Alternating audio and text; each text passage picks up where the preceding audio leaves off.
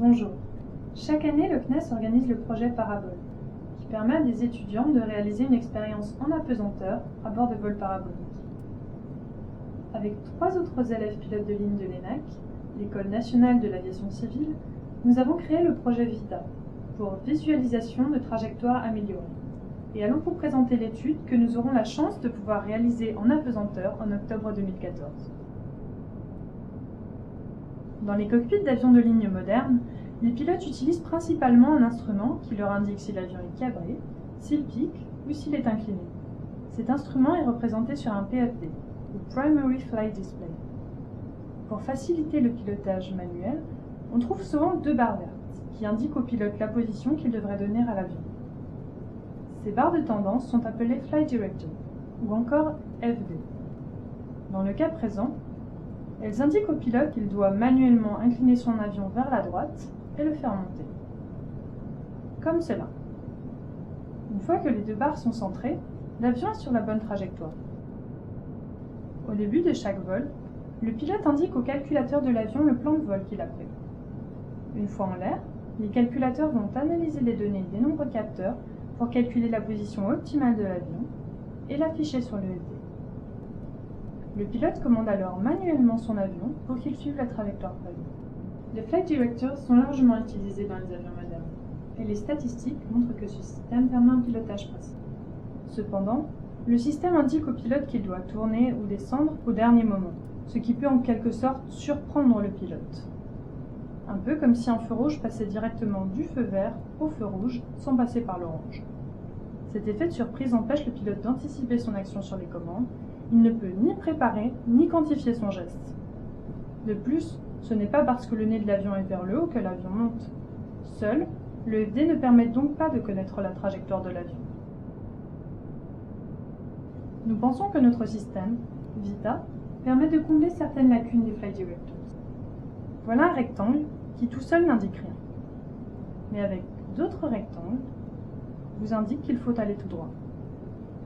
Ce système peut aussi vous indiquer qu'il faut aller à droite, tout comme pourrait le faire un FD, mais à présent il faut tourner un peu plus fort. Très simplement, il est déjà possible de quantifier l'action commande qu'il faut réaliser. Il faut maintenant tirer sur le manche pour monter et continuer de tourner vers la droite, puis descendre dans l'axe.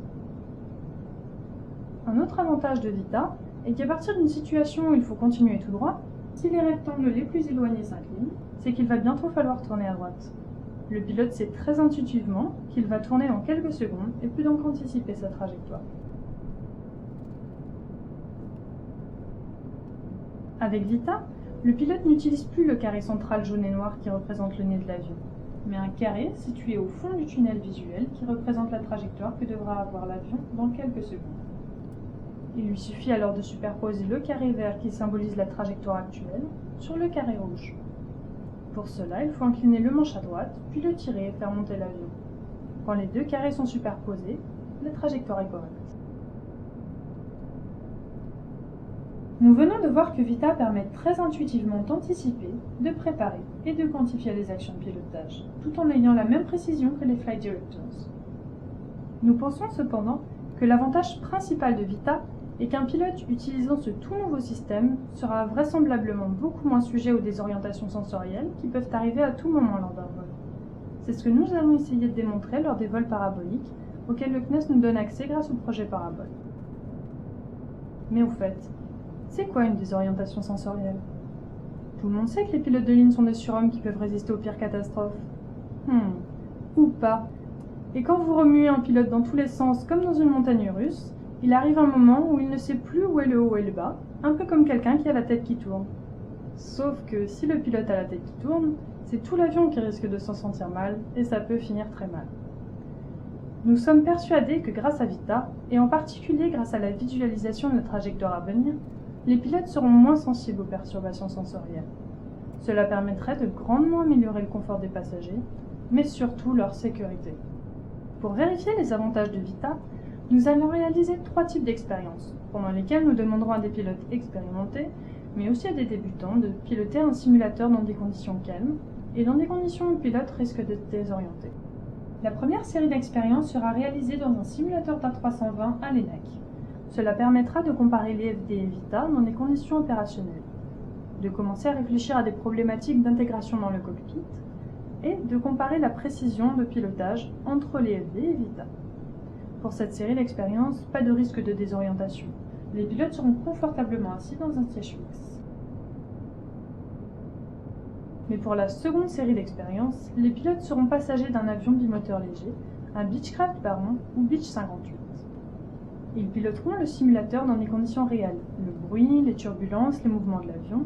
Ils seront perturbés par leurs sensations et pourront alors voir s'ils pilotent mieux avec un FD ou avec VITA, avec des perturbations sensorielles modérées. La dernière série d'expériences sera la plus probante en termes de désorientation sensorielle, puisque les pilotes seront à bord d'un avion qui fera des paraboles autour desquelles ils seront par moments en apesanteur.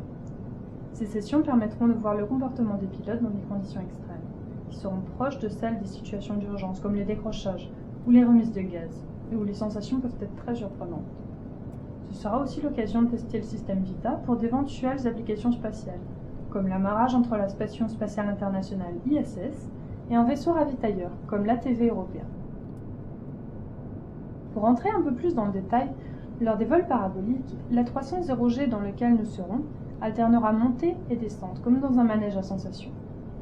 Lorsqu'il sera en bas des paraboles, les personnes dans l'avion se sentiront écrasées sur elles-mêmes, et si elles montaient sur une balance à ce moment-là, elles pèseraient le double de leur poids.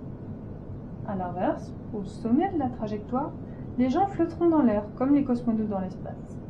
C'est l'alternance de ces deux états d'apesanteur et de surpesanteur qui nous intéresse, car c'est un très bon moyen de pousser nos pilotes à bout et qu'ils soient désorientés.